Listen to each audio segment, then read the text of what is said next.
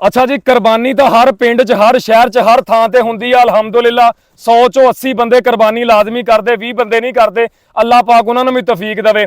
ਤੁਸੀਂ ਦੇਖਿਆ ਹੋਏਗਾ ਜਿੱਦਾਂ ਹੀ ਪਿੰਡਾਂ ਦੇ ਵਿੱਚੋਂ ਥੋੜਾ ਜਿਹਾ ਬਾਹਰ ਨਿਕਲੀਦਾ, ਦੁਨੀਆ ਨੇ ਉਹ ਜਿਹੜੀਆਂ ਫਿਫਰੇ ਰੋਡਾਂ ਦੇ ਉੱਤੇ ਸਿੱਟੇ ਹੋਏ ਆ। ਉਹ ਯਾਰ ਮੈਂ ਇੱਕ ਗੱਲ ਪੁੱਛਣਾ ਚਾਹਨਾ ਵਾਂ, ਉਂਝ ਤੁਹਾਨੂੰ ਪੁੱਛ ਲਓ, ਤੁਸੀਂ ਕਹਿੰਦੇ ਆ ਦਿਲ ਦਿਲ ਪਾਕਿਸਤਾਨ, ਜਾਂ ਜਾਂ ਪਾਕਿਸਤਾਨ।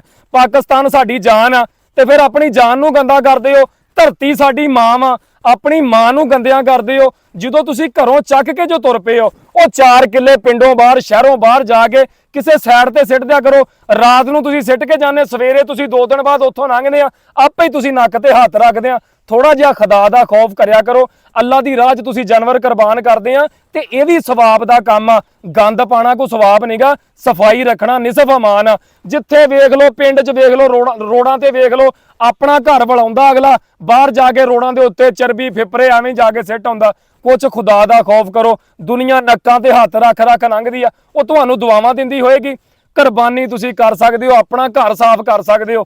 ਆਪਣਾ ਮੁਲਕ ਸਾਫ਼ ਕਰਨ ਲੱਗਿਆ ਤੁਹਾਨੂੰ ਤਕਲੀਫ ਆਂਦੀ ਆ, 2 ਦਿਨ ਬਾਅਦ ਤੁਸੀਂ ਉੱਥੋਂ ਦੀ ਐ ਲੰਘਣਾ।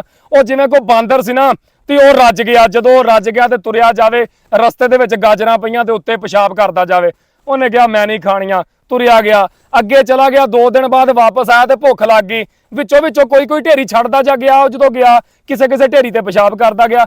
ਜਦੋਂ ਉੱਥੋਂ ਵਾਪਸ ਆਇਆ ਨਾ, ਅੱਛਾ ਹੁਣ ਉਹ ਕਵੇ ਯਾਰ ਮੈਂ ਇਸ ਢੇਰੀ ਤੇ ਵੀ ਨਹੀਂ ਸੀ ਕੀਤਾ ਪਿਸ਼ਾਬ, ਖਾ ਲਵੇ। ਫਿਰ ਆਵੇ ਕਵੇ ਯਾਰ ਇਸ ਢੇਰੀ ਤੇ ਵੀ ਨਹੀਂ ਸੀ ਕੀਤਾ, ਖਾ ਲਵੇ। ਮੁੜਦਿਆਂ ਉਹਨੇ ਸਾਰੀਆਂ ਢੇਰੀਆਂ ਹੀ ਖਾ ਲਈਆਂ ਜਿਨ੍ਹਾਂ ਤੇ ਖੁਦ ਪਿਸ਼ਾਬ ਕੀਤਾ ਸੀ। ਉਹ ਹਿਸਾਬ ਆ ਸਾਡਾ। ਅਸੀਂ ਖੁਦ ਹੀ ਇਹਨੂੰ ਸਿੱਟਦੇ ਆ, ਗੰਦ ਪਾਉਂਦੇ ਆ, ਤੇ 2 ਦਿਨ ਬਾਅਦ ਅਸੀਂ ਖੁਦ ਹੀ ਉੱਥੋਂ ਦੀ ਲੰਘਦੇ ਆ। ਇੰਜ ਕਰਕੇ ਯਾਰ ਕਿੰਨੇ ਇਹ ਸਿੱਟਿਆ ਵਾ। ਕੁਛ ਖੁਦਾ ਦਾ ਖੌਫ ਕਰੋ।